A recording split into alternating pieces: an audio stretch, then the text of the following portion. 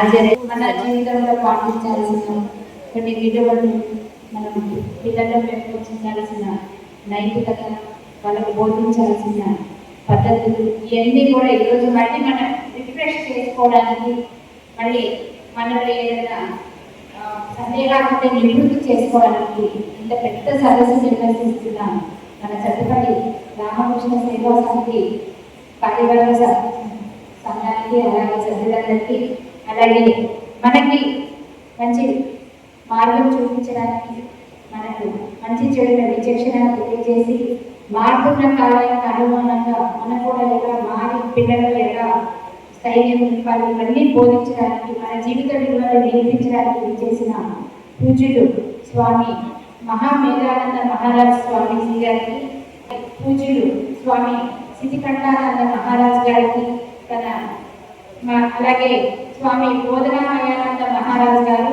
వారు వచ్చి వెళ్ళిపోయారు. వారు కూడా అందరికీ మన చట్టపల్లి నియోజకవర్గం అందరి తరఫున, అలాగే రామకృష్ణ సేవా సమితి తరఫున ప్రత్యేకంగా ధన్యవాదాలు తెలియజేసుకుంటూ, ఈరోజు చాలా ఆనందంగా ఉంది.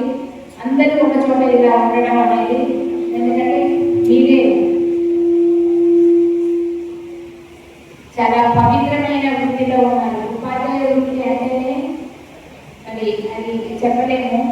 గురు బ్రహ్మ, గురు విష్ణు, గురు దేవో మహేశ్వర, గురు సాక్షాత్ పరబ్రహ్మ, తస్మై శ్రీ గురువే నమః. ఎందుకంటే నేనేం చెప్పలేను, ఎందుకంటే గురువు అనే పదం ఎంత శక్తివంతమైనది. గురువు అనే వాళ్ళు మన జీవితంలో ఎంత ముఖ్యమైన వాళ్ళో తెలియజేయడానికి ఒక్క పద్ధతి చాలు. మనకి చిన్నప్పటి నుంచి మనం నేర్చుకుంటూ వస్తున్నాం. మా కాలంలో అయితే నిజంగా గురువుల పట్ల అంత నిజభావం ఉంది. ప్రతి ఒక్కరు కూడా గురువులను గౌరవించే ఈ స్థితికి వచ్చాం. వాళ్ళు చెప్పిన విలువలు పాటించడం, వాళ్ళు చెప్పింది మనసులో ఉంచుకొని పాటించడం వల్ల ఈ స్టేజ్కి వచ్చాం ఒక్కొక్కరు కూడా.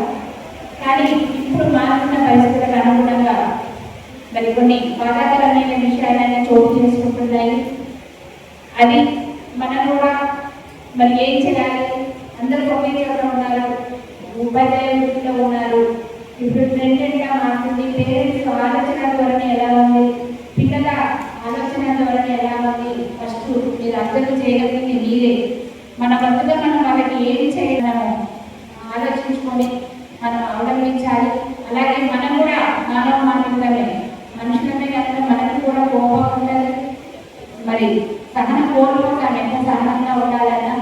ఉపాధ్యాయ వృత్తి అంటేనే చాలా సహనంగా ఉండాలి. ఎందుకంటే మన ఇంట్లో ఒకరిద్దరు పిల్లలు ఉంటేనే వాళ్ళు అందరూ తట్టుకోలేము, వాళ్ళని మనం సంపాదించలేము కారణం. అలాంటిది మీరు 100 మంది పిల్లలతో రోజు కూడా మీరు వ్యవహరించాల్సింది కనుక చాలా సహనం, చాలా ప్రేమ, క్షమాగుణం, దయ అన్నీ కూడా మీకు ఉండాలి. ఇవన్నీ కూడా పిల్లలకి మీరు బోధించి, ఒకరు ఉన్నట్టు ఒకరు ఉంటారు. మీకు తెలుసు ప్రతినిత్యం మీరు 100 మందితో వేరుకుంటారు. చెప్పాలంటే పేరెంట్స్ స్కూల్ టైం అమ్మగానే పంపించేసి అమ్మగారిని పీల్చుకుంటారు, కానీ మీరు అలా పీల్చుకునే అవకాశం లేదు. సాయంత్రం దాకా భరించాలి. వాళ్ళని ఒక మాట తిట్టినా కంప్లైంట్, కొట్టినా కంప్లైంట్, వాళ్ళకి మార్పు తక్కువ వచ్చినా మనకే యుద్ధం. మీరేం నేర్పిస్తున్నారు, మేము పంపిస్తుంటే అన్నారు. ఇలా అయితే అర్థమైపోయింది అందరికీ ప్రాబ్లం ఎదుర్కొంటున్నారు. దీన్ని ఎలా పరిష్కరించాలి అనే విధంగా మనం కూడా అప్డేట్ అవ్వాలి. అప్డేట్ అయ్యి మనం కూడా ఎలా పరిష్కరించాలి అని ఆల్రెడీ చేస్తూనే ఉంటారు పేరెంట్స్ టీచర్ మీటింగ్స్ ఇవన్నీ కూడా. అయినా కూడా పేరెంట్స్కి ఎక్కువ అవగాహన ఇచ్చే దిశగా మనం చేయాలనేది నేను స్కూల్ యాజమాన్యం ఇక్కడ అందరూ ఉన్నారు వాళ్ళందరూ చెప్తా ఉన్నాను. అలాగే ప్రతి ఒక్క స్టూడెంట్ కూడా ఇప్పుడు ఎట్లా ఉన్నారంటే చాలా సెన్సిటివ్గా అయ్యారు. గతంలో అయితే కొంచెం ఎక్కువ మంది పిల్లలు దానివల్ల వాళ్ళు సర్దుకుపోయేటప్పుడు